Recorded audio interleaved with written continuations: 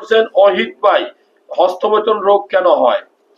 আসলে এই হস্তমৈথুন রোগ কেন হয় বা বাঁচার উপায় কি, এই দুইটা প্রশ্ন আপনি একসাথে করছেন। মূলত হস্তমৈথুন এমন একটা রোগ, এটা আপনার সৃষ্টি। হস্তমৈথুন কখনো কোনো রোগ না, এটা একটা খারাপ অভ্যাস।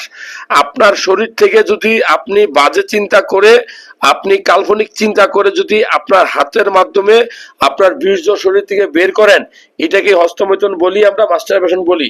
এটা মানুষ কেন করে? এটা আসলে বন্ধু বান্ধবের পালায় পরে আসক্ত হয়। তবে একবার শুরু করলে 5-10 বছর একটানা যদি আপনি হস্তমৈথুন করেন, তাহলে কিন্তু খুব খারাপ পরিণতি আছে। আমাদের চিকিৎসার ভাষায় কিন্তু হস্তমৈথুন খারাপ না। আপনি সপ্তাহে 1 দিন বা 2 দিন হস্তমৈথুন করলে আপনার শরীরে কোনো প্রভাব বিস্তার করবে না।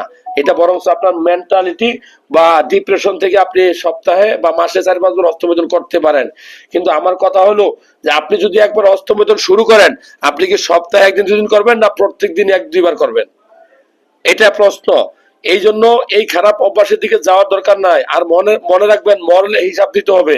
এটা আমি যতটুকু জানি, আমি হুজুর না, তবে হস্তমৈথুন সম্ভবত ধর্মে হালাল না হারাম কাজ।